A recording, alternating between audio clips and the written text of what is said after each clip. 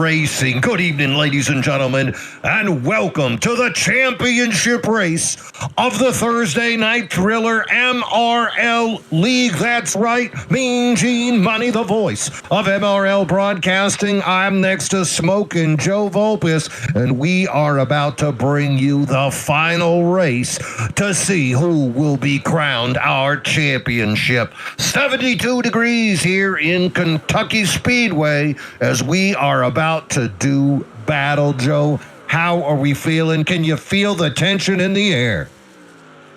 Oh, yeah, this is going to be a great one here. Remember that this was decided by the team championship where the finale would be for this season. So I'm excited to see what everybody has here for Kentucky tonight. Been a long time since we've raced here, actually. Yeah, season 2, last time the boys came here, actually, and Joe, you won that race, but there's been a few changes in iRacing since then, so that success then might not translate to success here. Everybody's fast here, the DDI guys, as well as the Gulf Coast Racing fellas. So it's anybody's ball game. Dalton Geyer, Zach Panzarella, David Owens, and Joe Volpis all preparing to see who will take home the laurel wreath of a championship. You can see there on the left, ladies and gentlemen, the 4 men in green. Those are the championship contenders. David Owens right now taking in practice. 2 minutes of practice left before they are going to qualify to see starting positions here tonight. David Owens, 2-time Bonfire Racing League champion. He'd love a third crown tonight. Now, let me ask you this, Joe. Sometimes people choose not to qualify starting from the back, conservative start. Is that on anybody's palate here tonight? For the Championship 4 drivers, I don't really think that's a viable strategy for them. I will say, though, that with the stage break being at the end of lap 50 here tonight, that we're going to see a lot of pit strategy from them. If this race goes green to that stage break, I would expect them all to take fuel only on their pit stop before the stage break and not take tires. But, you know, some of these guys that aren't in the Championship 4 and battling for points positions, they might decide to take tires and get themselves some track position. So anything can be flipped upside down, mattering on the way the race plays out. Track position, always key, but also something key is going to be momentum. Thinking about bringing that momentum to the track, confidence from your previous results. If we are thinking about that, it's got to be leaning towards David Owens, second place last week at Dover. But Owens has a small rivalry going with that entire DDI team. It seems like every week he's managing to get in an argument with somebody. One week it's going to be Hunter Hall. Next week it's going to be Zach Panzarella. The question is, can Zero Chill put all of these things to the side and focus on what it takes to win inside the truck? We've seen him do it before on Wednesdays, and now it's time for him to produce here on a Thursday night. Other fast drivers out there as well trying to slow him down, but the question will be for the 11, can he put it to the side? How about Dalton Geyer? Well, this guy started off like a rocket ship during the season. Slowly, though, Dalton has faded. He is still theoretically the top points guy right now, but he just hasn't had that raw speed. You haven't been thinking, this is the guy to beat. This is the guy who's going to win. He's rode right in the middle of the top 3, the top 5. There's no more consistency tonight for Dalton Geyer. He's got to put it all on the line. You can't leave anything behind in a championship race. Joe, this guy especially, he's got to take some dumb chances at the right moment, wouldn't you say? It's definitely going to be just seeing who ends up where, how aggressive you can be, and just like the way the race plays out. I don't think any sort of theoreticals is really that interesting to think about until it's actually out on the racetrack to where everybody's racing each other. We'll see how it goes. All 4 of these guys are winners, of course, this season. They have multiple wins across multiple seasons for for 3 of the drivers, 2 of them out of the 4 champions in Thursday Thriller trucks as well. So there's a lot of experience behind the wheel between these 4 drivers. They know how to get to the front, and they know how to race each other, and they also know how to get wins. So I think it's just going to be how the race plays out, and just see how everybody does. And you can see those times in practice. They're really tight there, Mean Gene. Yes, absolutely. You can see top 8 guys, top 9 guys, 0.2 of a second or less behind each other. So single car lap speed, not really indicative of what's going to happen once they get up on this track in a pack. Continuing down my unsolicited, unwarranted analysis of the drivers. Joe Volpus on the track right now. Joe's season has been one of ups and downs, consisting of contact with other drivers as well. There's no individual, it seems, or team that has gotten into the 13 repeatedly, but it seems more often than not, it has been something that has occurred to slow the 13 down from finding victory lane. Now, Watkins Glen, of course, he just did it to himself. He spun out on lap 1, never able to recover. So if I say the secret to success for Owens is to block out all of the off-track issues and dial it in on track. Dalton Geyer, that guy's got to overcome this gap he's in, this slump, one might even call it. If it's Joe Volpus, I'm saying this guy, he's got to just avoid the problems. Let the race unfold in front of him and just pray to the gods above that he doesn't run into another situation 2 Wednesdays ago when Jerry Rose just came down and smashed him into the infield. 4th driver in this championship, clearly the one that has the most speed that I've seen wide open, Zach Panzarella. Panzo just dominates races at the beginning, but he doesn't close the door. He's a salesman that never stops talking, but never gets a signature. It's time for Panzarella to steal the deal. As Joe, as you said, Panzarella and that DDI team, they chose the track. They picked their own poison, choosing Kentucky, and this thing is gonna be open. So my key to success for Panzarella is gonna be spare the tires, and you, my friend, could find yourself in victory lane at the end of the day. Right now, qualifying going on, and Tommy Fox in that 57. What was the lap time on that one? Wow.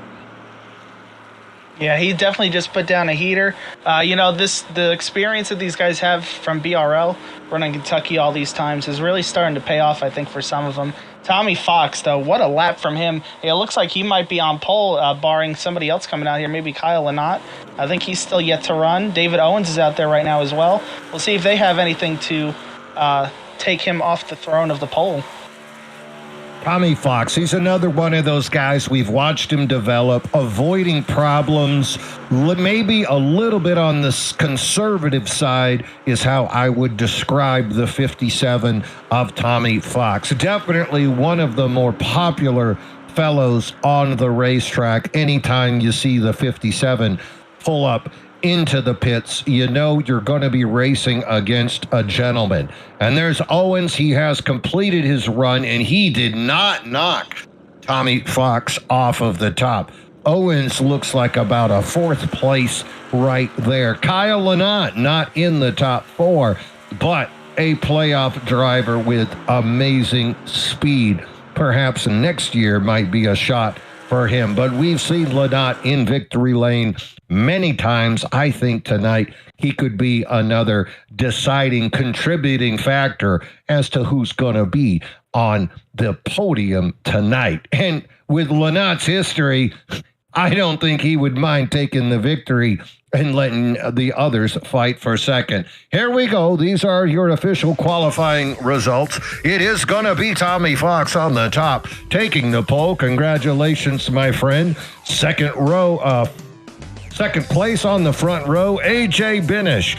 Third starting position, Zach Panzarella. Right next to him, David Owens. So 2 playoff drivers on the second row. Matt Novella's going to start 5th. Captain Crunch Steve Lewis starting 6th on the outside of the third row. Hey, here's another row filled with playoff drivers. Dalton Geyer starting 7th, and Joe Volpis in the number 13 starting in the 8th place. Scotty Estep going to start 9th. David Brenner in 10th. That is your top 10 drivers. Rounding out the rest of the field, Jonathan Casabier will start in P11. Starting in 12th is going to be Graham McGivern. 13th will go to Joe Amato. 14th will go to Stephen Bryan. Those are the guys that laid down lap times. Now those guys down there with no times. Richard Swingle, that's race control. Kyle Lynott, he will be starting. He'll start 15th. Sean Dion will start in 16th. And Steve Hugay is in race control tonight with Richard Swingle. So we got 2 guys in race control tonight, Mean Gene. We're going to see how that plays out. Well, race control, always a good sign of any league, making sure that those decisions can be made. If you're racing, it's kind of hard to see what happens on the other side of the field. So this is just going to ensure that they have that opportunity to pay attention to what's going on down on the track at all times. And with 2 of them, you'll be able to look at the front and the back, trying to keep this thing as clean as possible, which is the goal of any league. Championship race here at Kentucky. Cannot wait to see exactly how this is all going to unfold. Those drivers in green, those are your championship 4. And here we are. Gentlemen, start your engines. And they're off. Thank you, President Trump, taking us live here at Kentucky. Tommy Fox going to take the pole, driving around, following the pace car, and they are crossing that yellow pit line marker onto the track. The 57 will lead them around. AJ Benish on the outside. They're going to start on the wave of the flag, man, so it will be a drag race. And I don't know about you, Joe, but AJ Benish, that guy, he'll push it on that outside going into turn 1. I think AJ will be pleased to know that the summer shandy paint scheme has also been saved. He's having some trouble with that file, and it looks like it has returned itself to its old form here for the broadcast tonight. So I'm sure he's going to be real excited to see that it's back. And he's somebody that wins here in BRL a lot. Very good track from Kentucky. I'm sure he's pretty disappointed he didn't make the championship 4. I think he's going to try and put a statement out to these drivers that he should have been in the championship 4, and he should have been the champion this season.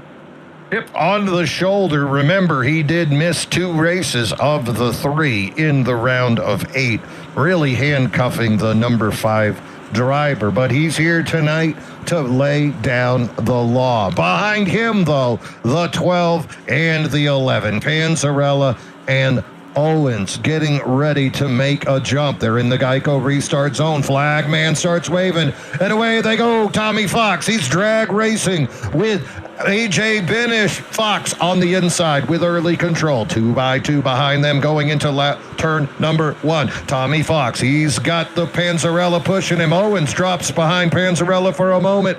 Goes up high again. Panzarella can't make up his mind. Outside lane now with some speed. Benish is going to bring it into turn 3. Outside lane still fast. That's where Panzarella side by side with Fox. Up front, Benish bringing it out of 4. It looks like Benish is going to cross the lead in lap number 1.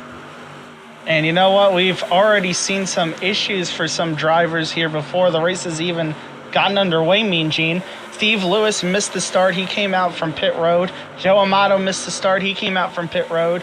And Kyle Lynott is dealing with some connectivity issues, some technical difficulties on his end. He's trying to get his way back into the race.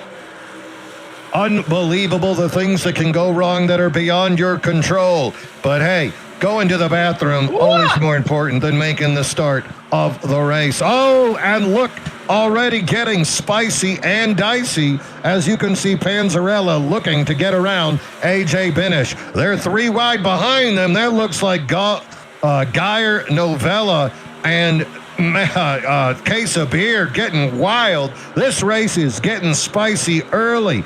Early runners, A.J. Benish, Zach Panzarella, David Owens, Tommy Fox. This is a winner-take-all situation, and 4 of those guys are in the top 7. Lap number 4 here, and it is a wild one early. Somebody should have told Zach that there is 120 laps, because right now Panzo is driving this thing like it's championship lap. Man, I thought he was going to go for a pass in the grass there. You see that a couple laps ago, Mean Gene? I mean, look at how hard he's driving right now. He always does. I think on his half, though, he's got to realize that AJ is not a championship 4 driver here. He's racing the guy directly behind him, David Owens. You don't want to really wear these tires out too soon in the race and then fall back into the clutches of David Owens, trying to battle AJ for the lead.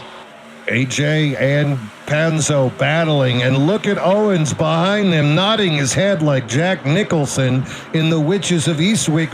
He likes what he's seeing as the rubber flying off of both of those trucks early. Side by side, Panzarella in the 12. He's on the bottom, outside AJ Benish, wide open, going around 3 and 4. David Owens and Joe Volpus, though, in the catbird. Volpus does make it by Fox without incident.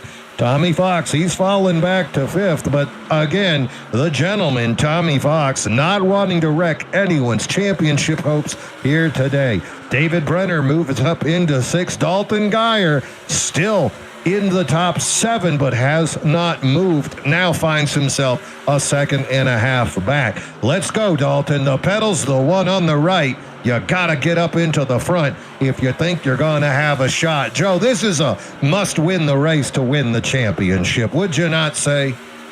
With AJ in the field, I don't know if winning the race actually is going to be your objective. I think finishing 2nd might be winning the championship, and that wouldn't be the first time that happened actually in this series.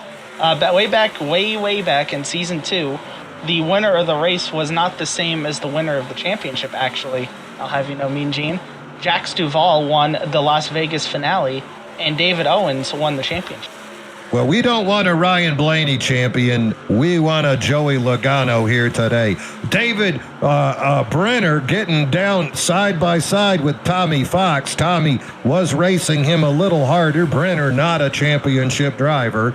Tommy not going to hold the door and let him on the way by. Behind them, you can see Geyer again, conservative, not wanting to get involved with these two side-by-side guys racing. Up front, that lead by Benish, 0.18 seconds. Still tight as you can imagine. Panzarella now falling into a single file with him. That's going to allow Benish now to start to lay down those lap times that we're used to seeing. Benish has won Kentucky over in the Bonfire Race League Tuesday nights. The guy has speed, and as Joe said, got a chip on his shoulder. Look at him hitting these marks here early on. That line right there, that's where you want to hold that truck, right? Yeah, you definitely want to be running the bottom, trying to save the tires as best as you can. With the way the fuel run goes, it's about 36 to 40 laps on a tank of fuel. And then, of course, we got the stage break at the end of lap 50. So we'll see if some of these guys might, if they're not in a position where they have to worry about points, they might split this in half and take a set of tires.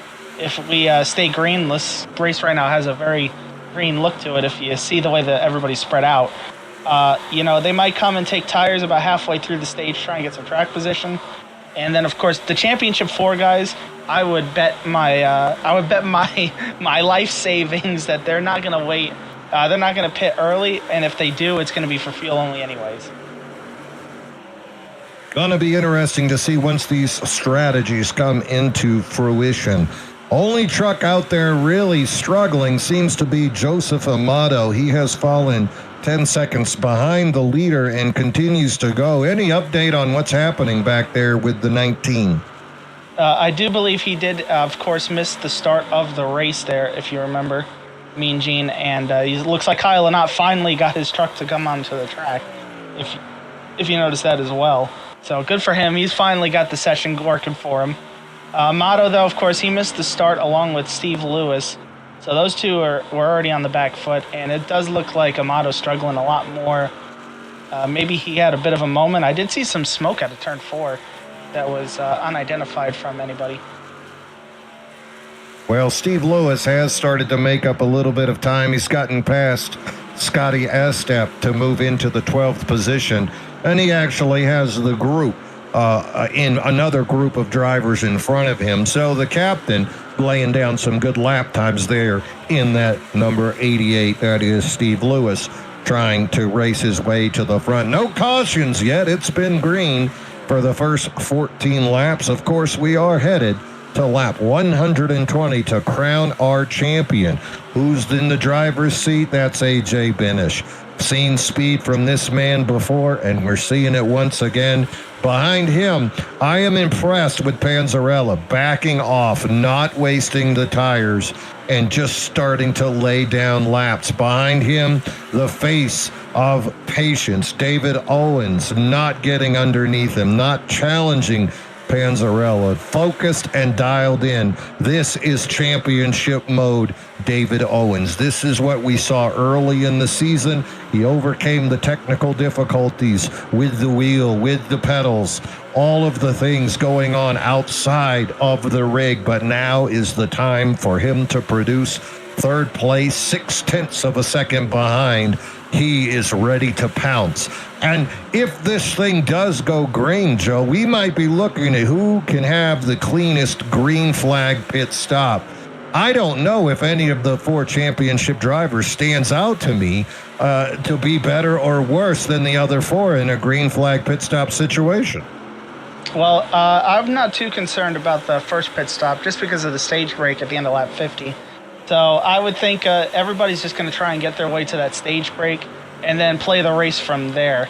The thing that would be interesting is if we have this kind of racing after the stage break, then we're definitely going to have to start talking about that, Mean Gene, because there would be a green flag pit stop, but we are very, very far away from that. I mean, we still got to get through another 33 laps here without a caution, to be fair. Oh, it's possible, especially the way that they've spread out. I do see a little side-by-side there with the 16 as he is next to the 56. Is that Novella there in the blue DDI truck? That is actually, that's Graham McGivern in the 33 that you're seeing. There you go. So McGivern there side-by-side with the 16. So a little bit of side-by-side there.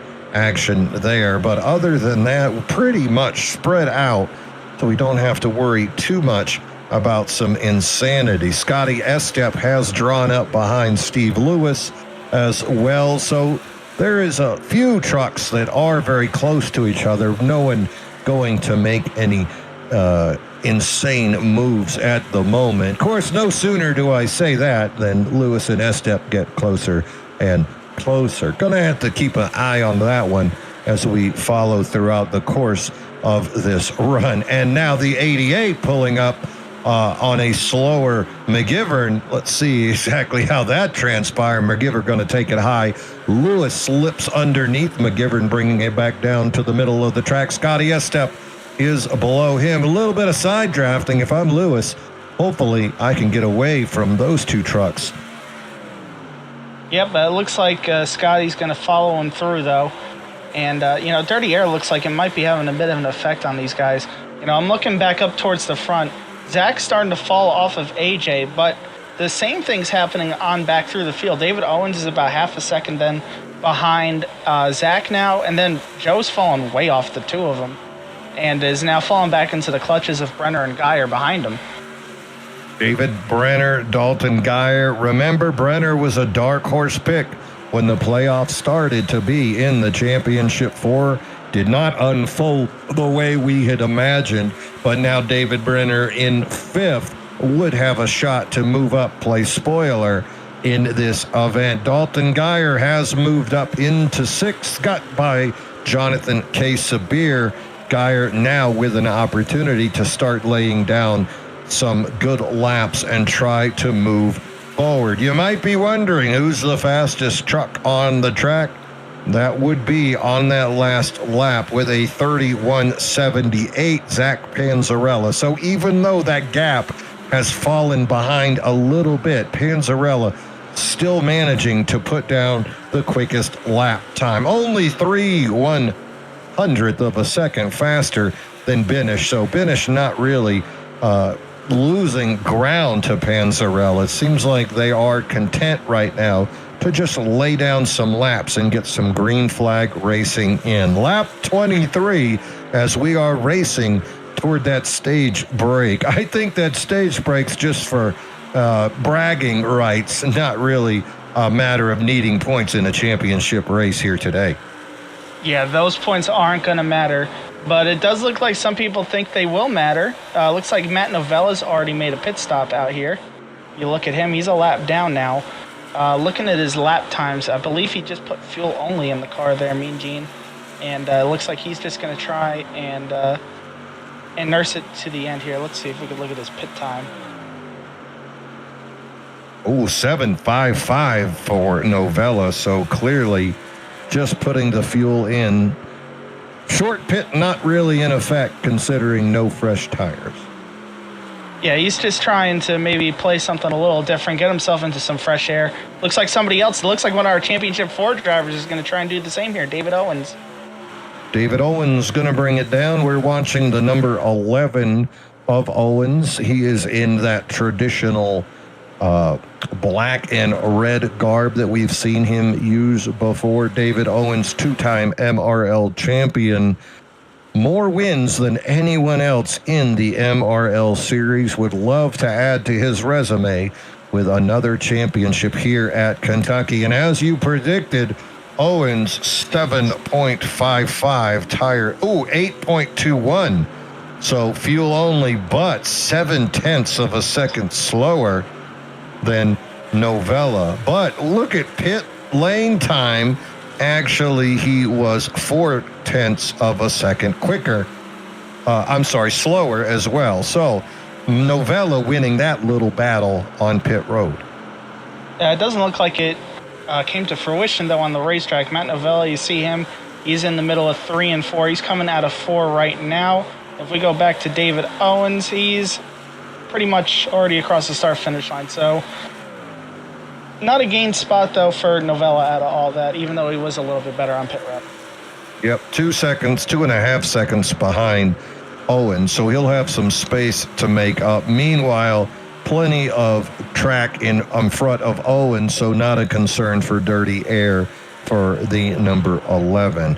Up front, AJ Benish, the gap has increased to 0.6 of a second as he continues to lay down those quick laps. Still, though, Panzarella 5/100ths of a second faster. And, of course, fastest lap so far, best lap of anyone, was Panzarella with a 30.20. So Panzarella showing that speed that is indicative of that number 12, but it's that long-term speed that we need, that long run. He's still close. He's within striking distance. And the reality is, as you said, Joe, he doesn't need to win. He just needs to beat those 3 other guys. Yep. And it looks like right now he's doing his best ability to do that. I think running the lines that AJ's running, it looks like it maybe run a little different line, trying to find a way to maybe be a little faster than him. Either way, I do think he is faster than, being the fastest truck on the track here. He's still going to be pulling from Owens as long as he has a good pit stop. And Geyer and Vulpes, they're pretty far back. So I think Zach's still in a good position to be the net leader out of the Championship 4 drivers, even if he's not leading the race over AJ. Have to see what happens once he does bring it down. Again, green flag pit stops look like they're in the future for these fellas as they continue to race here under green at Kentucky. Lap number 30 about to come to completion. AJ Benish, he has looked strong all day. Then behind him, Panzarella, and then there's a gap, 3.5 seconds behind the second place truck of Panzarella. That's where we find the number 13 of Joe Vulpes. Dalton Geyer even further back, but closing the gap. You can see there how tight Vulpes, Brenner, and Geyer are to each other. Then a little bit of a gap to Case Sabir, pole sitter Tommy Fox in 7th, Scotty Estep, Steve Lewis recovering well from his opening the shenanigans, one might say, at the beginning of the race. Lewis now in ninth. Yeah, he's done a great job recovering from starting from pit lane to be in ninth place right now. You know, that does factor in a couple guys that are probably going to still jump him. He's probably about net 11th or 12th right now, mattering on the way the pit stops go. But, you know, he's definitely done a great job here of making sure he stays in the race, making sure he's not going to lose a lap, and has a chance after the stage break to get a good finish. Yes, sir. If he can just keep it on that lead lap right now.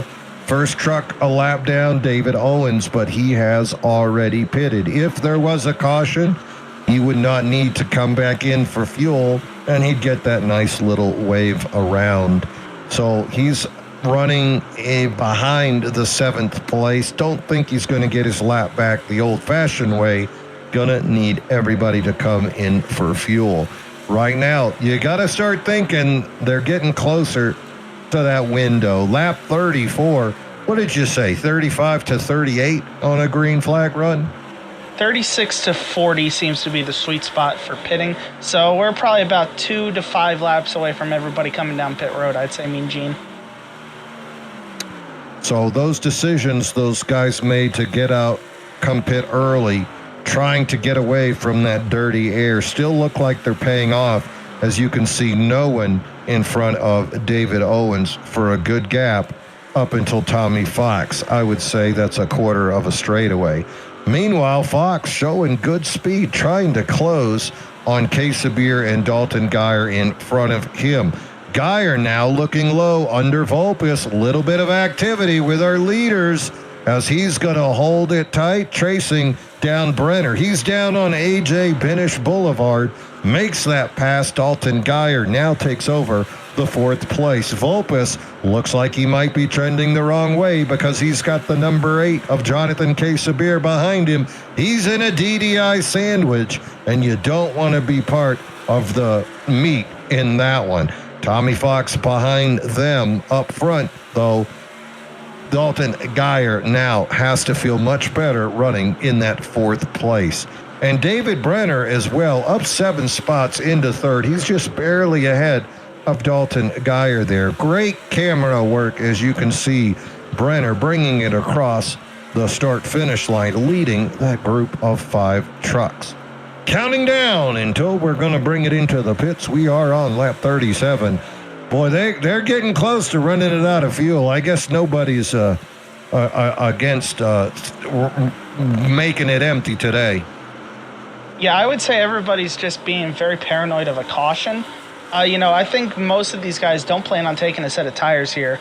If I went this long, at least I would say I'm not taking a set of tires if I've run this long, because the whole advantage of taking tires would be pretty much neutered because you've wasted all your laps to actually use them. And there's the call. You can hear on the radio the crew chief for the number 5 telling him, bring it in. Bring it in. Benish gonna bring it down under the apron and into the pits. That is Benish bringing it in. Zach Panzarella, he's gonna follow him. Brenner's gonna stay out and lead a lap. Hey, why not? Here comes Panzarella and Volpus. Here comes Tommy Fox. Business is booming down in the pits. I would imagine, as you said, all these guys looking for fuel only. Steve Lewis now on pit lane with the leaders. What a recovery for Lewis here today after starting so far back, starting in the pits. Done much better on his day trying to make up the gap than Amato, who was also in the pits. Yeah, he's definitely trying really hard here to get something good out of this. Looks like Tommy Fox might be putting tires on his truck. You see him, left side's going up. Looks like Steve Lewis is going to go fuel only here. So a couple different strategies. Tommy Fox going to throw on a set of tires and try and put down some heaters and fly through the field here. Hey, why not? You got nothing to lose. It's the last race of the year. You started on the pole. You watched 5 knuckleheads drive right by you. You might as well try something a little bit different for track position, especially considering there's only about 12 laps to go before that caution. He'll definitely be out there in front if he chooses not to use them. Look how quickly he shoots by Steve Lewis coming out with those fresh tires. He is going to fall back But right now, still being shown on the lead lap, but well behind Binish, who is come back out as your leader. It also looks like, I believe, if we look at these pit times here, I think David Brenner also threw on a set of tires, along with Stephen Bryan when he came down to pit. So a couple of guys here throwing on sets of tires, going to try and get some track position out of it. I want to go and highlight Stephen Bryan here. He's making the most work out of it. He's up to 6th. Stephen Bryan, very surprising, 47 seconds pit lane time. That is only 8 seconds more than all the other guys. So that guy had a hell of a pit stop. Come the speed entering and then making sure he maintained it without getting a speeding penalty down there. So yeah, as you said, now he's up into 5th, going to make his way around Vulpes easily with those fresh tires. But you figure he's 6 seconds behind our leader. Don't know if he's going to make that up in the next 9 laps. Yeah, I mean, I don't know if the strategy is going to be to try and go ahead and win the stage, or if he's just looking for track position overall, or if he's looking for points as well. It's always nice to score more points than everybody else, right? I mean, Gene? Oh, if you're not going to win a championship, the next best thing is to get the points or the position. So you could have said, I would have won that championship. I would have won that race. The most commonly spoken words at the end of every iRacing event. And tonight, I expect it to be nothing different. Brian, I said it was 6 seconds. He's still living in that little world right there. That last lap for Brian, 31:44 on those fresh tires. How about Binish laying down a 32? So 0.6 of a second, but that math don't math as far as closing that gap, especially considering Brian is going to have to get by the likes of Matt Novella, David Owens, and Zach Panzarella. Right now, you can see really exciting racing with David Owens and Novella there as they are going to put down Lynott another lap down. Lynott not going to go sweet gently into the night. He's going to cut down below Matt Novella and race him hard like he's on the lead lap. 10 laps down, lead lap, it's all the same in a championship race. Well, yeah, I mean, the thing that I'm looking at, though, is the 16 truck is coming into this picture a lot faster than I think he would have if it wasn't for this little bit of a battle. So I think Stephen Bryan's about to get these guys very, very easily, or it could get very, very interesting as the 988's getting a little tight, it looked like.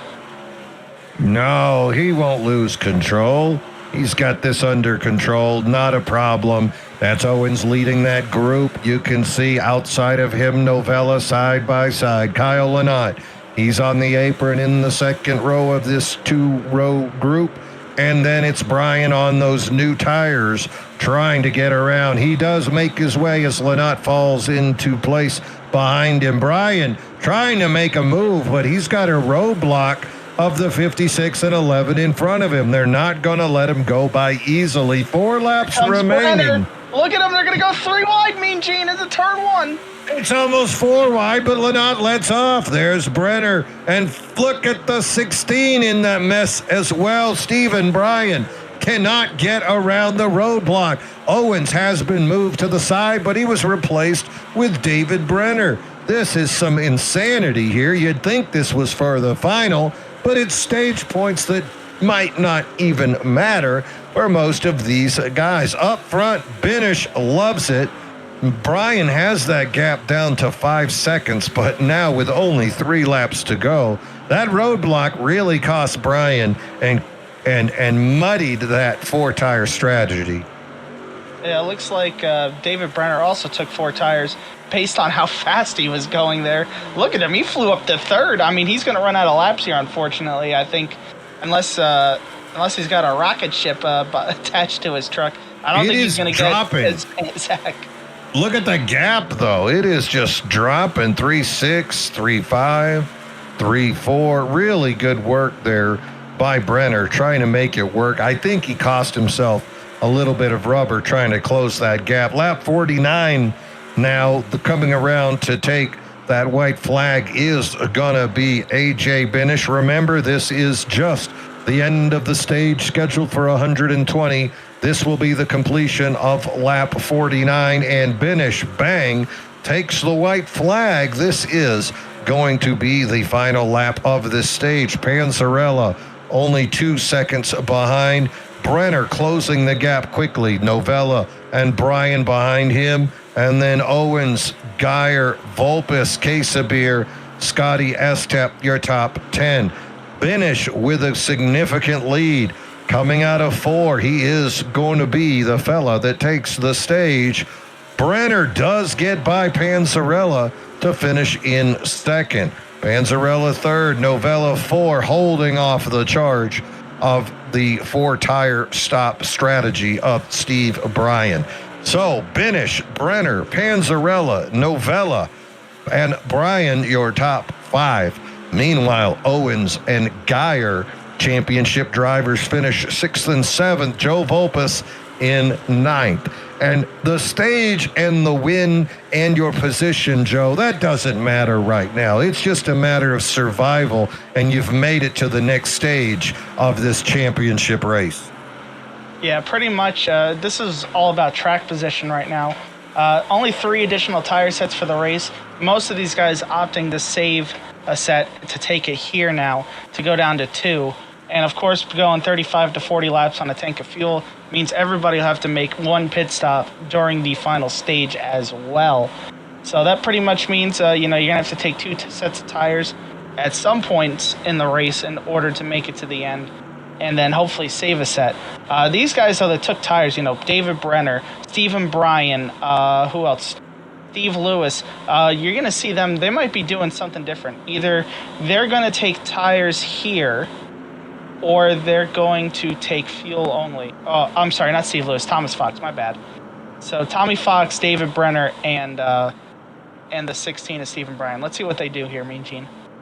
Well, the other drivers, when they came into the pits for that gas only, they decided as far as tires went to take those tires not so much here, but here. They're going to take the tires here. The real question will be, what will Fox, Bryan, and the third guy do? Brenner. What will Fox, Brenner, the and guy Bryan that just do? came out of pit road there, Mean Gene, the guy that came out in first? The guy that didn't take any tires? Yeah, that guy. That guy's very hard to forget. I know, because he's the one that came out of pit road way before everybody else there. He's not so much here, but he's here. Well, he was there, but now he's here. And speaking of there and here, Tommy Fox also choosing to forego the tires, so he will be able to save 2 sets, one for that next pit stop that you must take, and then he'll have one just in case. The person not doing that, Stephen Bryan, he took 4 tires, so Bryan only will have 1 set remaining, and with another pit stop scheduled, I would imagine he'd love to see green flag racing the rest of the way. Yeah, I think this race has a very green feel to it. But, sometimes cautions do breed cautions. We'll see if these guys are able to get going here without any sort of drama. And if we could just get straight back to the action that we had in the first stage. Let's take a quick gander, though. So David Brenner's going to be leading them here, Mean Gene. He's on fuel only. He's going to be on old tires. That might create some chaos on its own. Well, I'll tell you what, we're going to take a gander, and that's Brenner, but on the outside is the goose, and that's A.J. Binish dominating that entire first stage. Hard to beat, and now Binish on those fresh tires. Would not be surprised to see him eat up Brenner very quickly on those older Goodyears. Behind him, Matt Novella, Zach Panzarella. Panzarella, the top championship driver right now in 4th. Third row, though, 2 more championship drivers, David Owens and Dalton Geyer. So 4th, 5th, and 6th, gonna be 3 of our championship 4. You might be wondering where Joe Volpus is. He's in 9th. Track position could be an issue. Dirty air has seemed to affect these trucks, not maliciously, but in this tighter group, I think it could be a greater mitigating factor. Yeah, we're going to see how tire wear goes for this run, and how if we can go green here for a little bit here, Mean Gene. Let's hope we can do what we did in the first stage. That first stage, very exciting, as we saw skill and green flag pit stops were the name of the game. Here we go. David Brenner is the control truck on the inside in the 22. Brings it into the Geico restart zone, and he does not... Oh, they fooled me. He goes at the halfway point. Here we go. There's 2 Geico restart zones here. Brenner gets a great jump. He's going to bring Matt Novella with him. Novella into second, looking down low under Brenner. He'd love to make the pass. Benish is going to make a middle lane right there. Now he's under Brenner and goes by him. Brenner going straight backwards, just like my bank account at an iRacing convention. And now look at Benish looking below Novella, makes short work of him. It's Benish on the inside. Novella side by side with Panzarella for second and third. Panzarella's on the inside, Novella on the outside. Good speed by Novella to maintain that second place position. And here comes David Owens side by side with Panzarella. These 2 gentlemen have had words with each other all year long, and now they're going to settle it on the track the way that real men do. This is how you handle business. Clean racing by both drivers going into turn number 3. Benish out front, looking like a race champion, looking like a winner, and he is going to lead lap 55. It's wide open on this restart, Joe. Yeah, you can just see how hard these guys are driving. Looks like Zach Panzarella is going to get back around Novella for the second position. Going to leave David Owens behind. Dalton Geyer's looking to pick up the pieces from this battle. He's up to 5th now, Mean Gene. He's coming with a good head of steam. And Joe Volpes just moved back into 6th. He's got a bit of a gap to make up to these guys in front of him. But the big one I'm looking at got to be Dalton Geyer. He's 2 spots up from where he was last time at this stage of that first, at this moment of the first stage. So finally, Geyer showing the early speed that we need to see if he wants to make himself a championship contender. He's on a strong team. He's had a strong truck, and now it is his chance to finish it off with a big win here at Kentucky. He is behind David Owens, and Owens still locked in. No chatter on the radio from Zero Chill. He is all business here today. The question is, what's he got in that hand that you can't see? Might be Cowboys, might be Aces. Behind him, Dalton Geyer trying to close that gap. Lots of laps here. Lap 59. We're going to take it to 120 here today at Kentucky for this championship race. Yeah, you can just see how these guys are starting to spread out again, just like they did at the start of the race, Mean Gene. I think those guys that decided not to take tires there, they're going to be regretting this decision over the course of the run. Look at them. Look at how far they've fallen off. David Brenner, he's back in 12th. Tommy Fox right behind him in 13th. They're already 4.5 seconds. Look at how far they've fallen off the tail end of the field. Yes, not happy drivers at the moment. Meanwhile, up ahead of them, Stephen Bryan said, "Make fun of me for taking the tires early, but I'm not back there with y'all." Steve Lewis on the power of that restart, currently in 9th, and he's chasing a side-by-side Scotty Estep and Jonathan K. Sabir. You can see behind him Steve Bryan and then Graham McGivern. This is a tight group right here. I would keep my eye on that. And here comes Kyle. I would never wreck anybody. Lynott behind them as well. So this could get spicy with these 6 trucks. Up front, they spread out to run single file. And then all of a sudden, then you get that group of 4. 3 wide. Lewis with Bryan with case of beer bringing it in. Lewis hugging the apron. O'Brien on the outside. Now Scotty Estep. He's going to get a piece of Steve Lewis's mind as well. Great racing here on lap 68 at Kentucky. And look at Louis again going for the pass. He's a man on a mission. He doesn't want to have any regrets at the end of the day. And the way he's been driving, I think he will indeed be a very happy man. You know what I'm seeing, Mean Gene? You know what I'm seeing right now? It looks like the captain wants to crunch the competition. I'll tell you what, there's a lot of metaphors and a lot of games we could play with his nickname, but the reality is he has been. He's been in the side of the step. That's one way to make a pass, is let him know, I'm fast and you're in the way. And he just gave him a little tap. That's called a bumper pass. It's rubbing. And as you all know, rubbing is racing. And now look, O'Brien trying to look below Lewis. Lewis, though, keeps it on the apron. Good racing here by the 88. Up front, Benish has a 0.6 of a second lead over Panzarella. I cannot tell if Panzarella is saving tires because AJ is just so darn fast.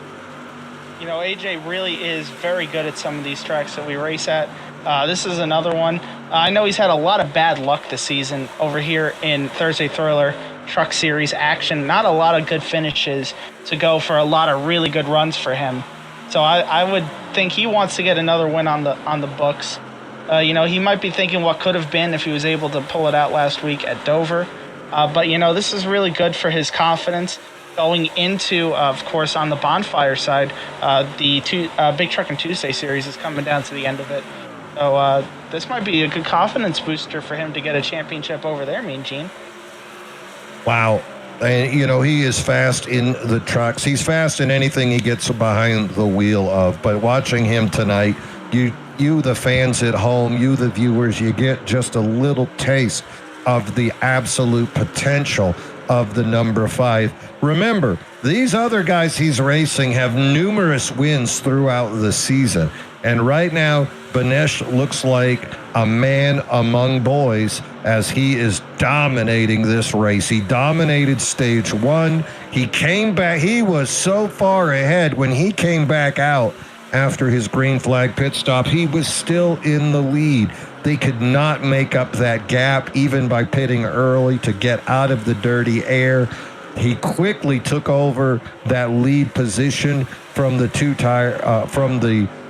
cars of Brenner, the truck of Brenner that didn't take tires, and here he is, lap 68, just laying it down. That pit window, you said 35 to 40. After lap 50, we're looking at around, 85 to 90 being the next pit stop?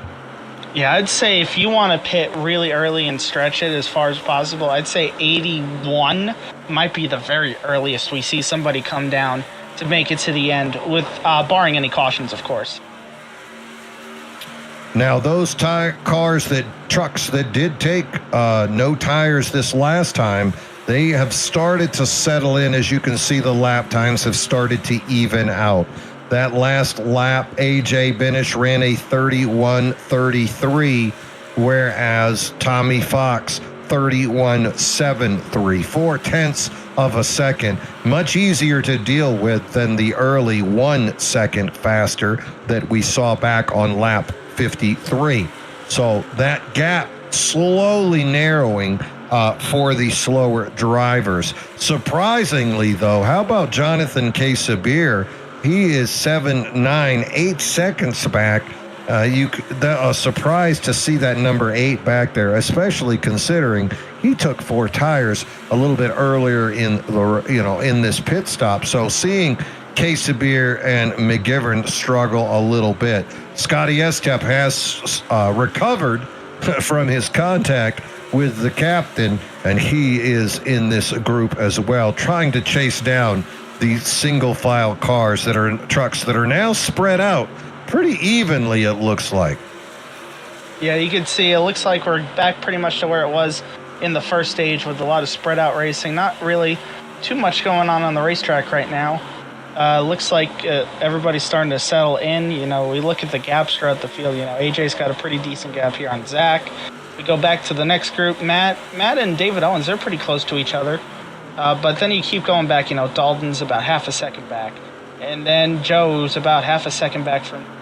As I click on the wrong person. And then behind them, you know, Steve Lewis, that whole battle that those guys are having, they're looks like they're almost 3 seconds behind Vulpes, so they're very far back, and they're going to have to try and chase them back down if they want to have any sort of chance at a top 5 here today. So how about this? I'm looking at their current lap time. So AJ Benish last lap 31:55, quickest on the track. But look at the lap times of the other drivers. Zach Panzarella with a 31.7. Go down to Graham McGivern, 31.74. Look at Lewis in 7th, 31.7. Look at Owens in 4th, 31.69. All these guys are basically running the same lap times right now, except for your race leader, AJ Benish. And it's been that way for the last 6 laps. So you've got about 12 to 15 laps before everybody equals out. Is it really going to come down to that? Could this race be decided in the first 12 laps after they put fresh tires on? It could also be decided here on pit road here, Mean Gene.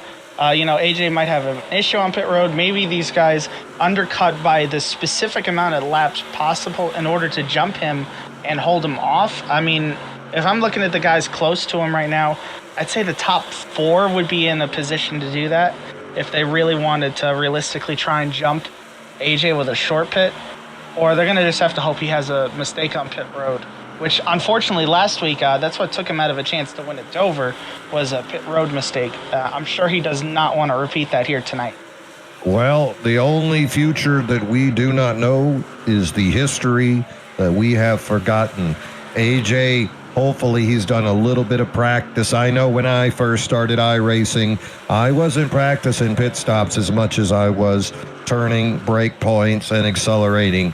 And so hopefully AJ had an opportunity to practice on pit road here prior to Kentucky. So even if AJ nails in the perfect pit stop, the real question is who wins out of the championship 4?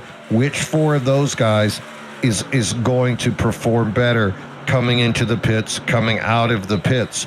Right now, Panzarella with a 1-second lead over David Owens. Owens, the gap between him and Geyer has grown now.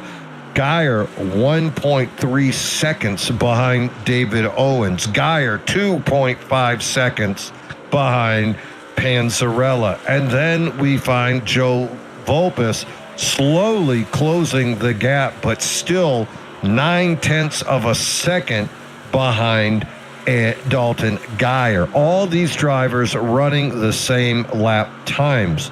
So they're going to have to figure out, as you said, make it up in the pits, maybe go for the short pit and get some faster laps, or burn those tires the first 12 to 15 laps and try to make it up and pray that the other fellas' tires fall off really quickly with yours. But pushing tires, especially when they're cold here at Kentucky, that's a recipe for disaster. I've seen and experienced many a spin preparing for my season opener this Sunday. Yeah, I can say very confidently that over the course of a run, the truck goes from, having a slight loose feeling at the start to plowing down the wall tight by the end of the run. So this is going to be a drastic change when these guys come and pit for fresh tires. Somebody might be caught out here by the way the truck drives when we put on fresh tires and make a mistake.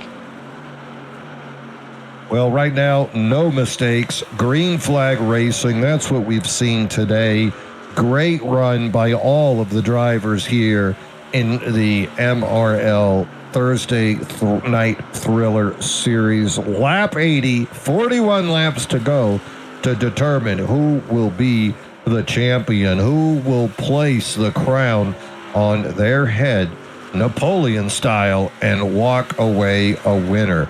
Panzarella continuing to look the most dominant out of the 4 championship drivers. David Owens, he's like a hunter in a deer stand. Haven't heard too much from him, but he's there, and he has the ability to turn on that speed when he needs to. He could be the guy, only running 1.8 seconds behind Panzarella. He could be the man that puts the pedal to the metal those first few laps. And As far as all four of those guys, I would say Vulpes and Owens are the two that usually try some kind of crafty pit strategy. So if I was to pick drivers between the two teams, between the four drivers, I'd lean toward Gulf Coast trying some kind of strategy at this point. Come in earlier than the DDI folks, get those fresh tires, lay those laps. And bear in mind, everybody has 2 sets. So if they could get an advantage on the next pit stop, that would mean track position for that final run if there were to be a caution. But no cautions yet. This is really impressive driving. The field is spread out, so we're not seeing a lot of chances being taken, especially once Lewis made it through that little group. Right now, everybody's spread out, and it's basically a waiting game to see who's going to blink first. You said lap 83, 4, and 5 is when somebody might come in early. Guess what, Joe? It's lap 84. All right, let's see who's going to blink first, who's going to come down first, and see what they're going to do. I don't expect the front 3 to come down first, in my opinion. I think it's going to be probably somebody back in about 5th, 6th, 7th, 8th range if we're going to see somebody. Or even further on back, Casabir, Brenner, Fox, those guys could be the first ones to come down. Well, if you're Fox and Brenner, you are definitely ready for a pit stop. These are 30-second laps. Oh, here comes Geyer and Vulpes. So, one of each. One DDI and one Gulf Coast guy coming down early here on lap 84. So, that theoretically would put them in the window to ride this thing all the way to the end if it were to stay green. The advantage here, short pitting. They would come out and run laps quicker. Oh, look like Vulpes backed up in the pit a little bit. Yeah, he may have missed his mark by a little bit.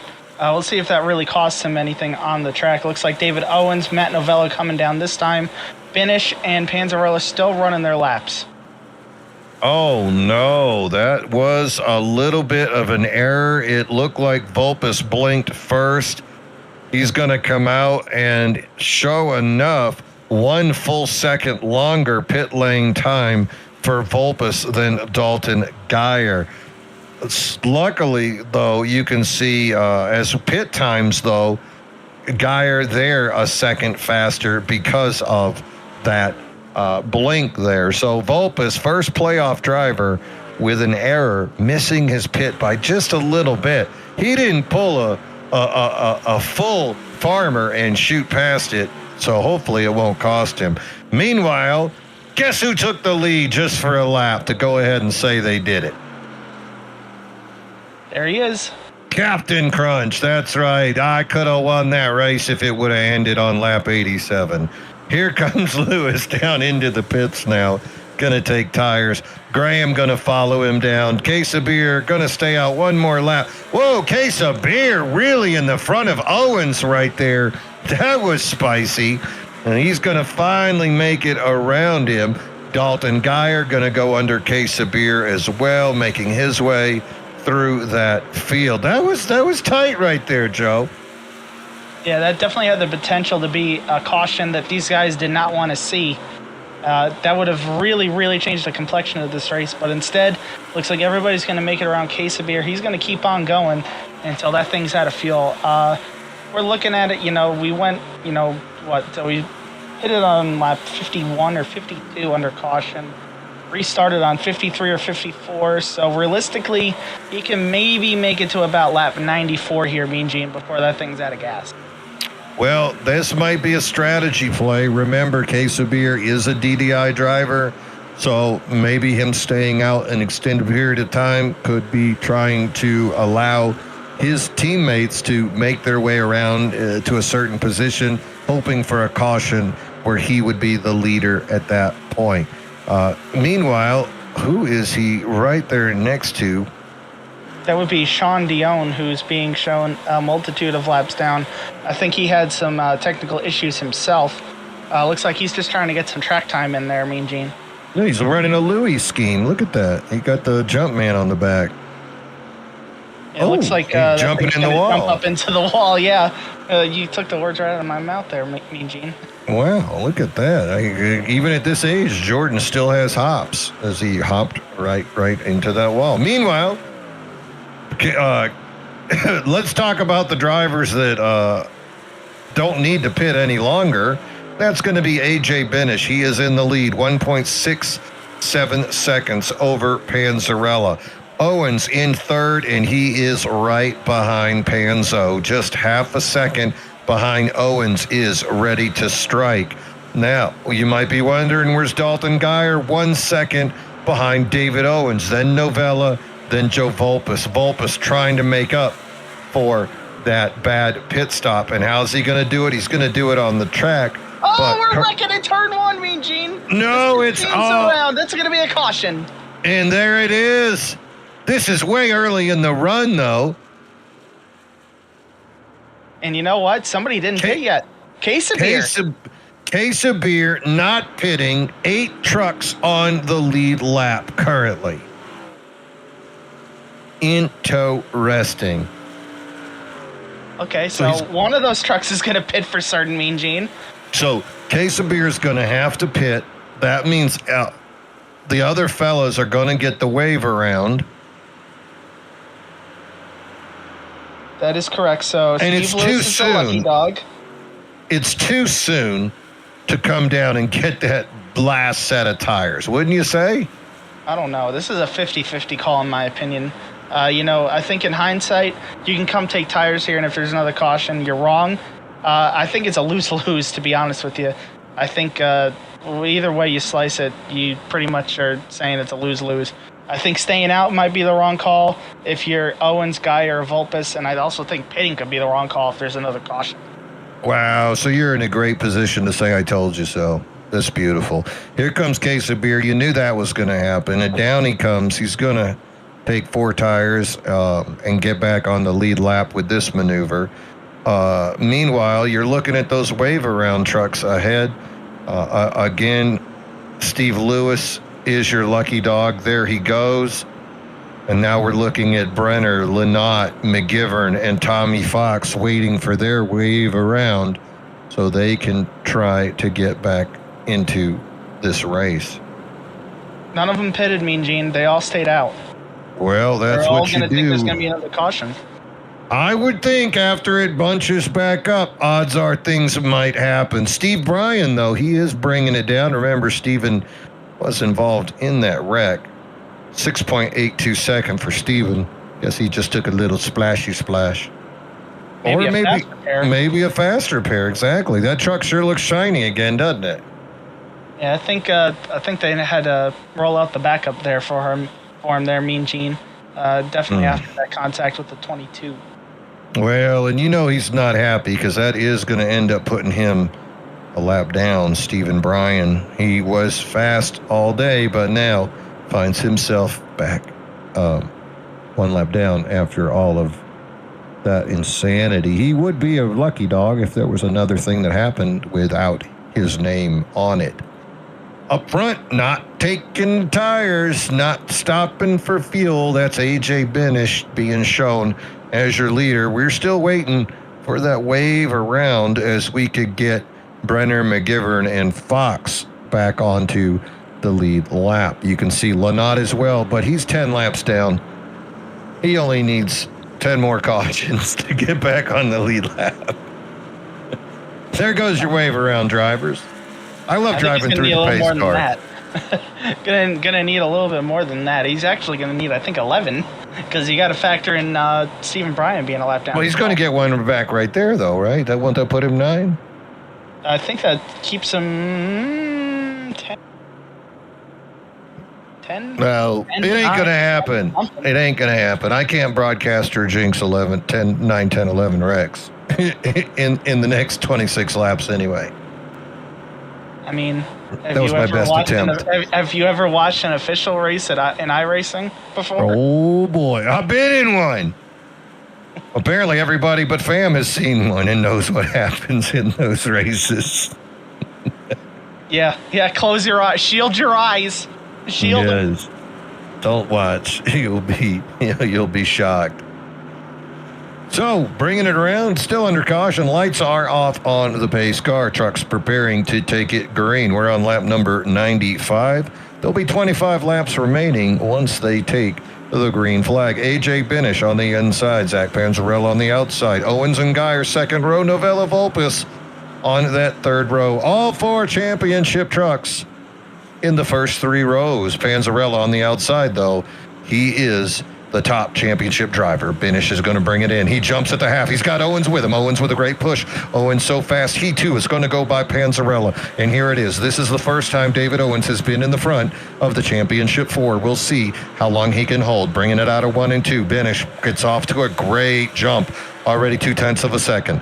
Owens falling in behind him. He just needs to hit Binish's lines and not make any mistakes, and he could be a 3-time BRL champion. Panzarella, he's going to look around the outside going into 3, holding that momentum. Here comes Owens up into the front of him. Panzarella going to try a little bit of a crossover move. Side by side, Panzarella on the inside. Side by side with Owens. Look at Panzarella push Owens all the way up into the wall. It didn't touch. It was clean, but it definitely altered Owens' drive. And that's Panzarella going to take over second place again. The speed of the 12. Oh! Look at this. 11 looks down low. Panzarella blocks. That makes the truck of Owens change speed. These two men are dicing. They're slicing and dicing here at Kentucky on lap 97. Binish gonna take lap 97. 23 laps remaining in this championship race. Panzarella, Owens. I promise there's other trucks out there racing, ladies and gentlemen, but these are the two that are really battling for it. Where are the other playoff drivers? Dalton Geyer, he's in 5th. Joe Volpus, he's in 7th. Volpus is in a hot mess as well. He's got Estep and Case of Beer surrounding him. Both of those drivers have been involved in incidents already. Volpus needs to watch his front end there with Estep. One little sneeze and his day could be over. That is back in 7th. Up front, Owens still trying to play ball, but Panzarella is taking the ball and running away with it. Panzo, he's been the fastest playoff driver all day long, and now with just 22 laps remaining, he has held speed that many laps before. If this thing stays green, I think it could be the number 12 hoisting that trophy above his head. Dalton Geyer still close, but needing more speed.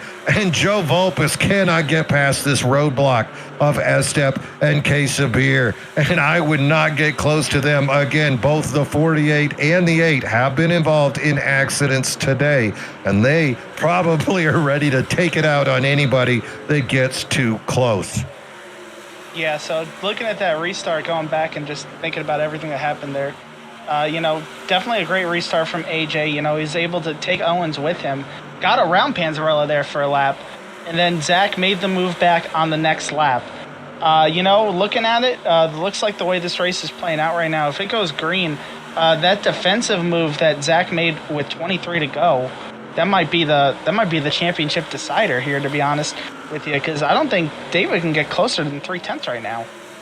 No, dirty air will be an issue, and Panzarella has just shown that he is the second fastest truck out here pretty much all day long. We've seen others try to get up and challenge, but everybody's just challenging for second place. It's Panzarella's at the moment. David Owens behind him. There's no more gas needed. There's no more tires needed. You got another set in there just in case.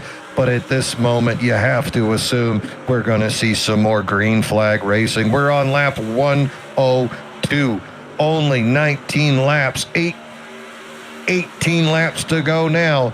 And they are bringing it here with some high-flying racing going into 1 and 2. Look at Owens. He would love to catch up here to Panzarella. Matt Novella behind him. What a weird predicament. Novella teammates with Owens in one league, teammates with Panzarella in this league. Who do you choose? You got to go with your captain, but both those guys are his captain. A little bit further back, it's Dalton Geyer. Geyer needs to find some speed out of that 36. This is where he's been running the entire second half of the season. 5th place, 6th place. Hell, I'd kill for a 5th or a 6th place, but I'm not a championship contender. Behind him, Scotty Estep, and then there's Joe Volpus, finally gotten clear of that mess with Quesabir and Estep. Quesabir, he's moving forward. Really quick recovery for that 8 after he stayed out so long on that last run. Well, you know why he's recovering, Mean Jeans? Because he's on the freshest tires on the track right now. And you know who's probably going to be firing his crew chief after the race right now is going to probably be Joe Volpus, who's running probably some of the slowest lap times on the track right now. We take a look at what these guys are running right now.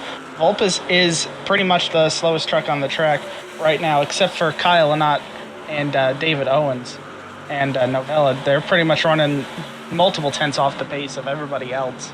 This is what I was talking about. The tires are a little bit older, so I think these guys are. This is what I was talking about, though, Mean Gene, is that lose-lose situation. If we go green the whole rest of the way, they lose because they didn't take tires. If we had a caution and they took the tires, then they lose because they took the tires too soon. So hindsight 2020, but I think Geyer, Volpus, and now David Owens, who's fallen off of Panzarella, they're all going to be ripping their hair out, deciding not to pit there. And, maybe play the hand of Zach to be a little bit different. Well, this is also playing into the hands of what I said when you had about 12 laps to make up a difference. You had about 12 laps to find that speed, get that track position before everybody suddenly is running the same track times, the same speeds. That's why Quesabir is so good. You can see Quesabir right now going around the outside of David Owens to take over 3rd place. There's Novella coming in. Look at Quesabir. Clean move right there with those fresher tires. But other than that, everybody's pretty much going to run the same lap times, and you're just stuck here. You're in a train, you're hooked together, and there's nowhere to go unless we see some aggressiveness. Matt Novella now looking below David Owens here, lap 108, as he's going to bring him into turn 3. Owens with that outside lane has a little bit more momentum, but also going to cost himself a little bit more tire wear. Owens brings it down in front of Novella. That was spicy, but it's a burrito that he can handle, and the racing is going to continue. Meanwhile, behind them, it's spreading out even further. Steve Lewis now taking over the position from Volpus. So now Lewis running in 8th, Volpus 9, and now David Brenner has the 13 Ford of Volpus in his sights. Brenner going to take it low. Little bit more speed on the outside by Volpus, but Brenner going to continue to challenge him. That is not going to help the forward momentum of Joe Volpus as he suddenly finds himself side by side and dicing for position back in 9th place. Look at that move there as he is going to go underneath and finally, slides up dangerously in front of Joe.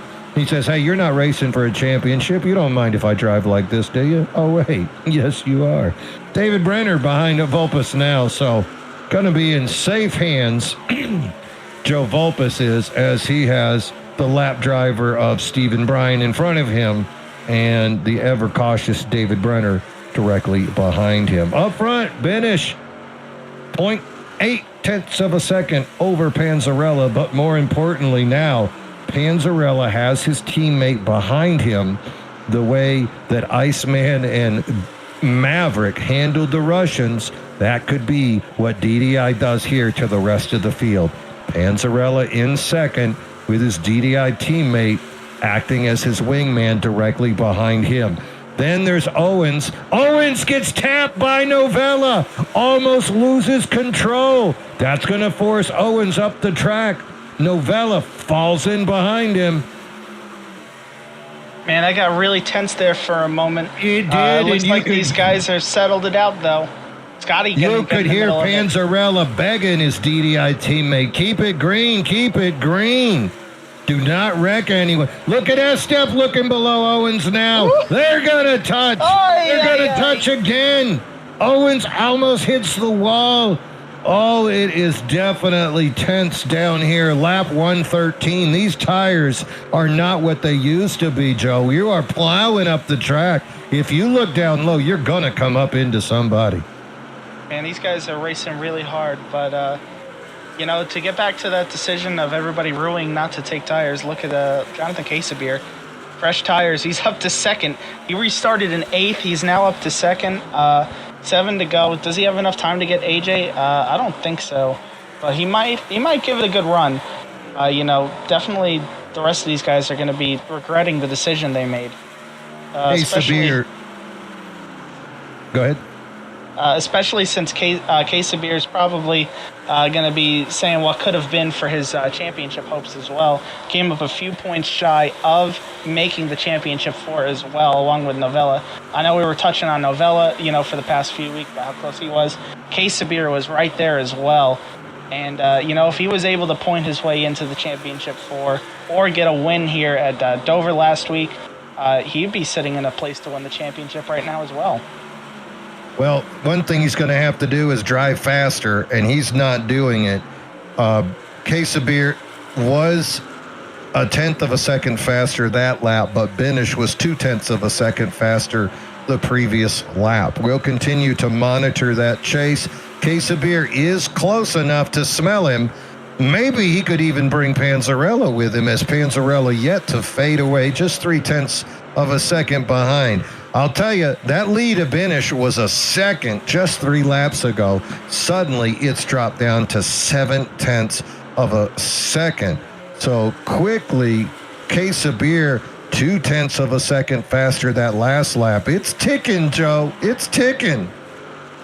Yep, we're going to see here, though. I think the tires might be starting to even out, or Casabier's starting to get some dirty air off that 5 truck. As it looks like the gap's starting to just stagnate there at about 7/10. I haven't seen it drop below 7.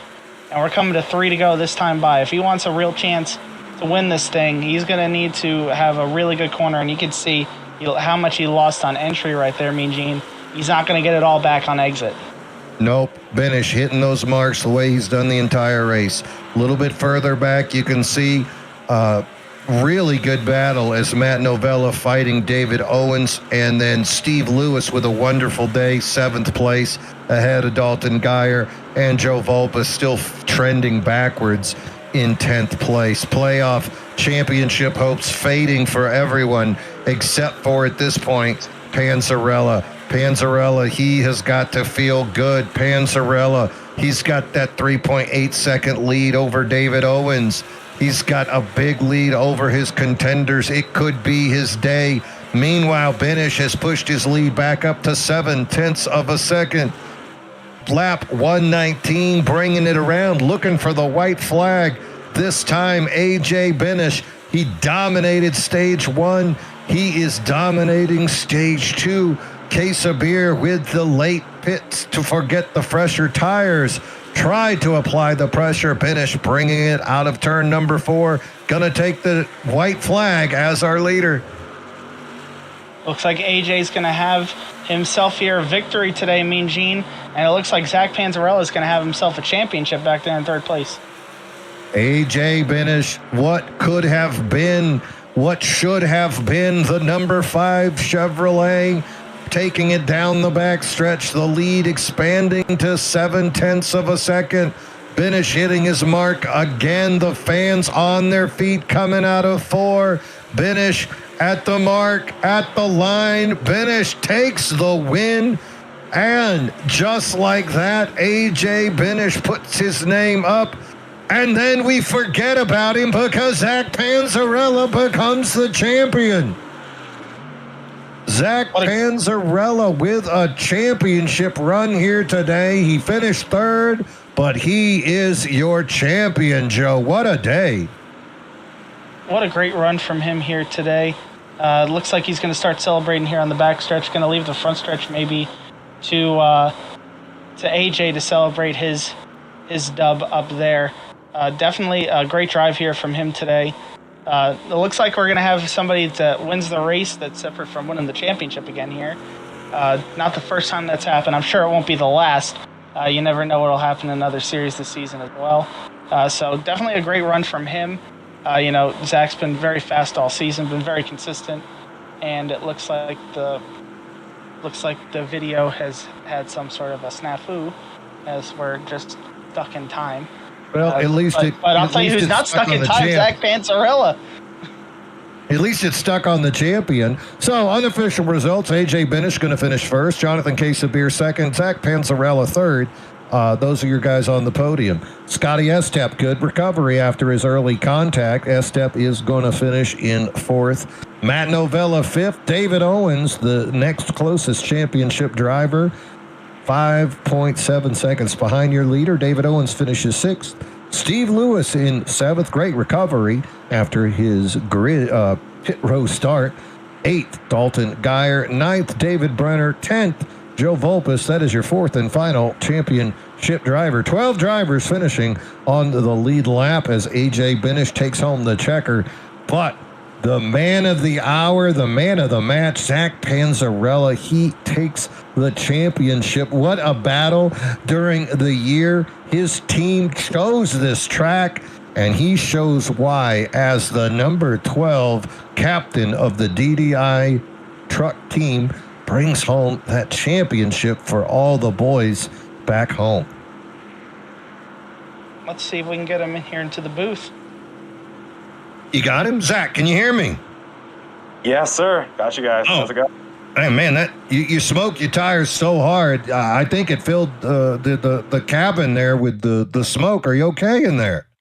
I mean, a little bit of trouble breathing, but if I died today, I'm totally okay with that. No problem at all. Tell you what, man, this race was about as clean as a race could be.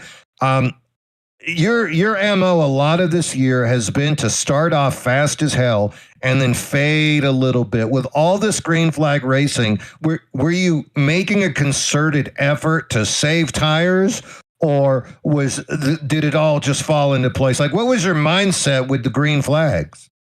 Yeah, I think it was really a combination of the two. So today was 120 laps. I put in at least 500 laps of practice for this thing. I had done long runs at night. I'd done long runs during the day because I knew this would be a transition race. I had planned out that 50 lap run that we had to do in the beginning. So I just didn't want any surprises, right? I didn't know what my pace would be like against guys like Owens.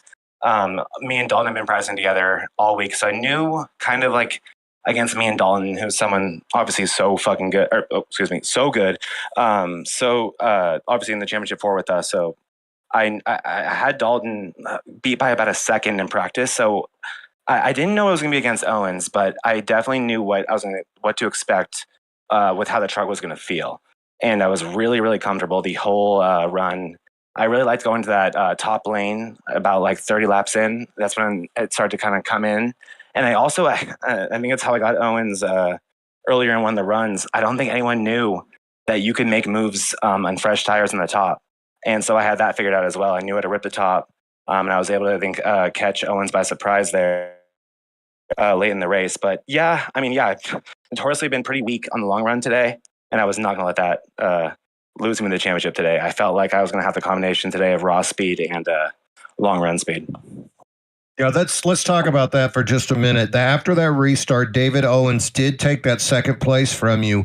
And we knew with AJ's speed, it was entirely possible that it was going to be a matter of position between the four. Owens had been searching after you, cat and mouse, all day long. He makes that pass. It took you less than 2 laps to get back by him. Was it the practice, or did you have to kind of throw? It looked safe. It never looked dangerous, but you had your blood pressure had to go up. The heart rate had to increase when suddenly David Owens is passing you. When did you know it was time to make that move? Did he make a mistake, or was it your practice that let you know the spot? I mean, you just laid it out perfectly. I mean, you and Volp is so damn good in the booth, and you saw everything, and the way you just described it is pretty much exactly what happened. I felt like Owens didn't have anything for me as long as he was behind me. I was really concerned about what he could do with Dirty Air. Like, Dirty Air was so big today at that track. It was absolutely brutal. And you really could use it. I mean, me and Owens, like, I think he was on the same page as me. We didn't care about AJ. AJ had so much speed. I was just trying to me, I was like, I'm AJ Benesh's teammate today. I'm going to follow him everywhere. I'm going to do what he does. Him and I raced so well together. That lap 3 incident was entirely on me. When that happened, Dalton came over to the radio and said, Zach, you're on lap 3. You're racing for a championship, and it's not against him. And I was like, you're right. So that I'm glad it happened early with AJ, but apologies to him for that stupid move by me. But when Owens got me, the first thing was not to panic. I knew I was quicker than him overall, but I really didn't want it to come down to the long run. But like I said, I didn't want. I was really careful during practice, and I was really careful during the race. I didn't want anyone to know that I had that 3 and 4 top line in my back pocket, because I don't think anyone thinks that. I think Owens thought I was going to squeeze him going to 3 and 4 and try to run, just that really low line with him above the groove right there. And I don't think he ever thought that I was going to just absolutely try to rip through the top, like Larson style, as close to the wall as I can get. So when we approached 3 and 4, I see Owens check up a lot. I'm like, yep, he thought I was going to squeeze him. And so I just ripped it and went as hard as I could. And by the time we got to the exit, I was clear. So that was my secret weapon. Going into the race, I knew that no one thought that fresh tires, that 3 and 4 would be worth, the top would be worth anything. And I knew I could do it. And I'm so glad. I think that ended up being, I think Volpus called it that too. I think that was a championship winning move. And had to throw a pretty gross block on Owens. And we've been through a lot, me and him, but I want to also tip my cap to him. He could have raced Novella a certain way late in that race. He could have brought out a caution that he really needed, and he didn't. He raced with a lot of respect today, and he raced me with a lot of respect today. So I also want to tip my cap to David Owens today. He was a good final boss today. I'll leave it at that. Fierce competitors on the track always make for an exciting show. We saw it today, saw it all the way throughout the season. Also, teammates is what makes this happen. You gave a shout out to Dalton Geyer for him giving you the calming words early on after your contact with Binish. Another teammate, Jonathan K. Sabir, I felt like you were Maverick and Iceman had got on your wing, but then turns out I was wrong. He was Maverick, and he decided to just shoot on by you there. And any sense of... what emotion are you feeling? I mean, if I got my teammate behind me, I'm racing for a championship. I'm thinking, don't leave your wingman. And he pretends he's 20 minutes into the Top Gun movie, and he just leaves you the wingman. Was there any talk? What was happening here? I mean, first of all, who would have thought that 5 laps, fresher tires would matter that much? I mean, if we knew that, I think Volpus and Geyer would have definitely pit. I never would have thought that 5-lap fresher tires would have mattered that much. I couldn't believe how much speed Quesabir had. But I mean, we've seen it, me and Gene. We saw it on Monday. Funny, I'm not sure if you noticed too. Like, we all know Jordan's flu game, right? Michael Jordan's flu game, iconic race, right? So I'm gonna go ahead and tell you too. Like, we said Quesabir was going through some stuff. That was the breakup race. Quesabir, dude. So we saw it on Monday, the breakup race. We saw how good Quesabir is and how incredible of a driver he is. So I'm very lucky to have that dude on my team. And so when he was getting closer to me, there was a lot of communication. I told him, you take it, you go win this race. Because I was delusional if I had anything for him, if I thought I had anything for him. But I'm not going to lie. I also asked him, like, please, if you want to take this win, wait till the white flag. Get to Benesh and wait till the white flag and then go for it. Because I was desperate to not have a caution there at the end, guys. I feel like I've lost so many races this season because of those. So yeah, I mean, I was honestly surprised Quesabir wasn't able to drive it up to Benesh there at the end. I think it just kind of balanced out a little bit, but yeah, I mean, for like Joe Volpus, Geyer, I guess even Owens, I mean, even me, like I'm very lucky that no one took those tires, but I understand why no one did. It was really surprising to see that matter so much, but stoked for Quesabir, stoked for that second place finish. He's going to be a force to be reckoned with in this league and any other league that he touches next season. That dude is improving at a rate that's a little bit concerning. He is so talented.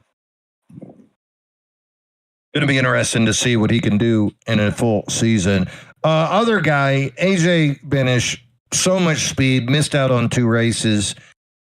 If he's in that championship how much harder are you racing today? Yeah, that's a great question. I was talking to my team about that. I don't know. I definitely harder. Like, like in those earlier parts of the race, like I thought I mean, I think I put down the fastest lap of the race today, and it was considerably faster than Benesh's. I think it was about 2/10 faster than his. So I think on the short run, I had something for him, and maybe I could have made Dirty Air work for me. I'll say this much: it would have taken a lot for me to have straight up beaten Benesh today.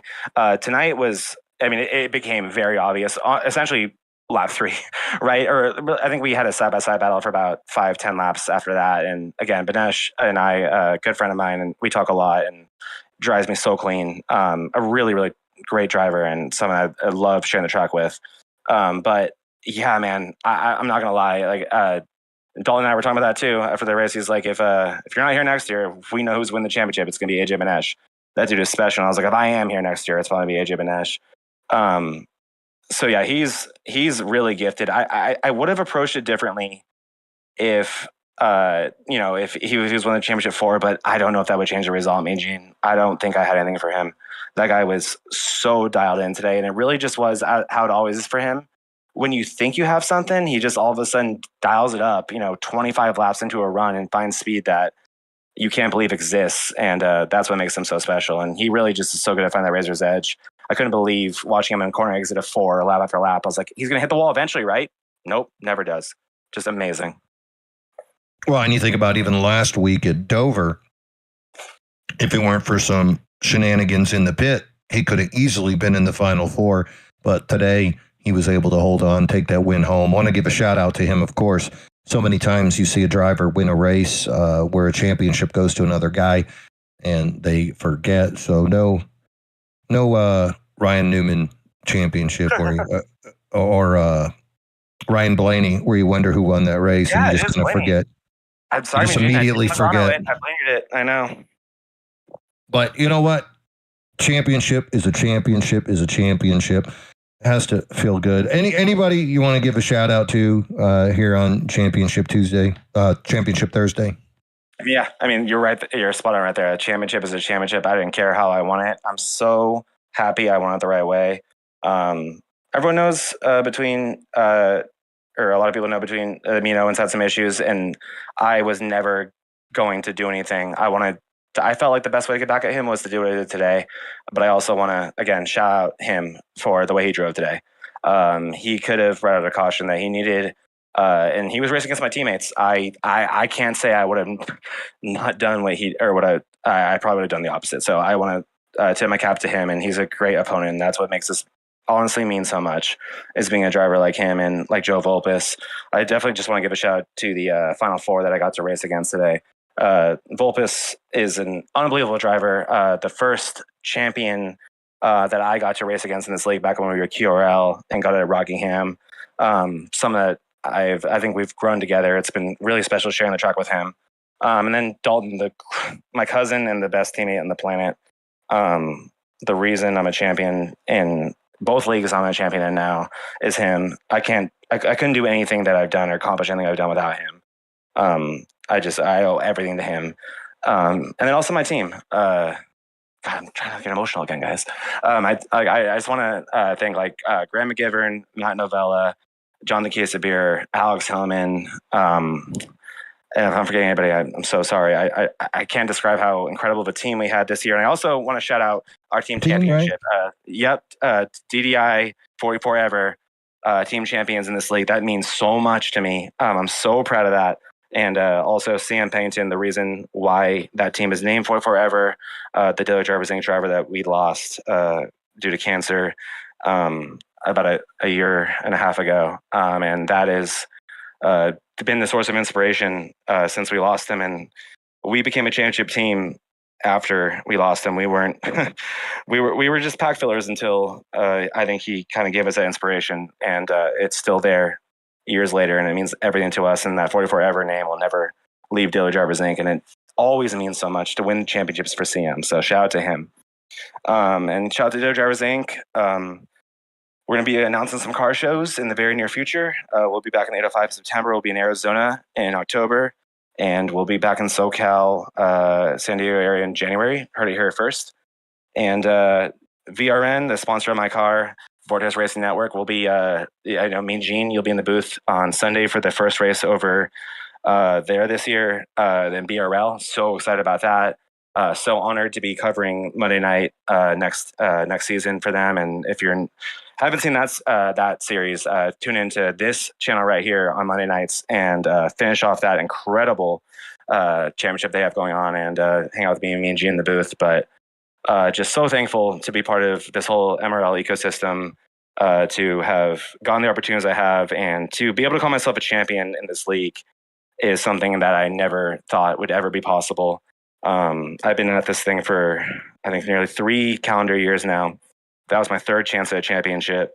And this is the first place I won a league race, and everything that MRL has given me will never be lost to me. And I just cannot thank this league enough. I can't thank everyone enough. That's Steve Fugay, David Owens, John Beverly, Volpis, everyone, Jax, Richard Swingle, everyone who makes these races so incredible, makes this league so legitimate. And that's why it means so much to win these championships. That's why I get emotional over it.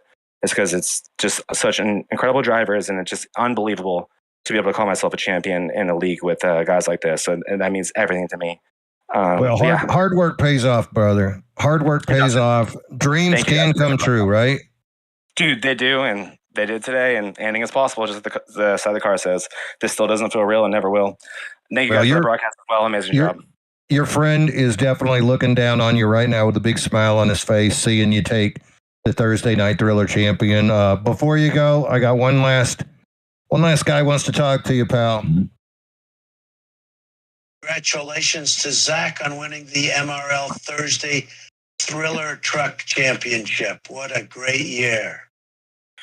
Well, thanks for the voicemail and not coming and then delaying our race. Appreciate it, man. My word. Congratulations, Zach. Go celebrate, my friend. You have earned it. Thank you, guys. Love you guys. Amazing broadcast. There he is. That is Zach Panzarella, captain of DDI and now Thursday Night Thriller season champion, taking it home here at Kentucky. Didn't win the race, but he didn't win the battle, but he won the war. Joe, what a night, huh? Yeah, what a crazy race that we saw there. Definitely so green. Crazy to see how there was not really any cautions. Just the one caution tonight after the stage break caution, of course. And those guys definitely going to be regretting the decision they made not to take tires there. We'll see if who's going to come back and re-rack them next season, try and go get a championship, and who's not. I think if we're talking about some very early season 6 favorites or some new challengers to join the battle that we've seen at least this season with who was in the championship for. Those guys that finished 1-2 tonight are at the top of my list there, Mean Gene, AJ Binish and Jonathan Casabir, to have their chance at winning a championship. Yeah, definitely seeing the speed increase from Jonathan Casabir as, multiple series. We've seen him start to progress, always known as fast on a super speedway, though. He got an intermediate track victory earlier this year, I believe, in the Xfinity, if I am not mistaken. And so continuing to see him develop, especially here in the truck series, he is going to be a guy that's going to be tough to beat. And never forget, of course, the fellas that have made this league so competitive throughout the years. The Gulf Coast Racing Team, you're going to see Brenner, Volpis, those guys are going to come back. David Owens is going to come back with a fierceness. Matt Novella is a former champion, not going anywhere. And also development of other drivers. You think about Dalton Geyer, first year. It's a first-year guy right there. So depending on what Team DDI does put together next year and brings back, I would expect to see more speed from those guys. And hey, Steve Fugay walked away with a win last week. So if he can bring that momentum back into next season, there's no telling exactly what we're going to see. The only way we're going to find out is to watch it on the track. Of course, we're going to be taking a break, let these guys recover a little bit, and then they will announce the next season soon enough, and we will be back on the track racing again here for championships in the Thursday night MRL Truck Series. Gosh, what a great night. Zach Panzarella got to be thrilled. That whole DDI team really coming out of left field and just, I don't want to say dominating the series. Gulf Coast giving up a good fight, but Really great season for that entire DDI crew here. Yeah, definitely a great season from them. We're going to see what they can do next season then. I'm sure the GCR boys are going to pick themselves up and figure out how to be a little bit better down the stretch next season. They're not really used to being so poor down the stretch. I know Vulpes is not very happy with the way he drove for most of the season, and he would love to have a much better season next time around. Not something he's used to doing. Brenner, of course, got eliminated in the first round. I'm sure he wants to recover. And David Owens, not really as much of a factor as I think he wanted to be there at the end to have a chance at the championship. So all of them going to try and dust themselves off, come back next season a little bit stronger. I know, though, I just want to shout out, of course, Zach was bringing up the VRN broadcast kind of stuff. So I'm going to shout myself out here for a second, Mean Gene. I got a nice surprise for you when you guys come out on Sunday to start the season, and going to have a nice surprise. You guys are going to be truly shocked when you see what's going to be on the racetrack for the next season of Bonfire Cup, as well as the next season of Monday Mayhem action. So I hope you guys are looking forward to seeing it. I think a little shock factor will be in there. Shout out to Richard Swingle on making the paint scheme. I'll be driving one that I've made to temp drive for a few weeks, but once he makes it, you guys are going to be really, really, really shocked. Ooh, there we go. A little promise of shock and awe coming out, George Bush style. Can't wait to see exactly how that is going to develop. Well, that's going to wrap us up from Kentucky Speedway, ladies and gentlemen. AJ Benish wins the battle, but it is Zach Panzarella wins the war as he becomes the championship driver here on the Thursday Thriller Series. Congratulations to Zach Panzarella and all the drivers who participated to give us such an exciting year throughout this season, giving you, the fans at home, something to look forward to every Thursday. Next broadcast here on MRL will be Saturday night, as we will bring you our ARCA series. Hope to see you join us then. That action, of course, will be brought to you by Smokin' Joe Vulpes and the Professor, Buddy Sully. John Beverly as well will be part of that broadcast. So please join us on Saturday for some serious ARCA magic. That's going to wrap us up. On behalf of myself, Mean Gene Money, Smokin' Joe Vulpes, our sponsors, Chantilly Lace, KK Woodworks, DDI, all the boys back with the production truck, our league admins, Steve Fugay, David Owens, Joe Vulpes, John Beverly, Zach Panzarella. It's been my pleasure, and we shall see you next time. As always, folks, bottoms up and hammer down.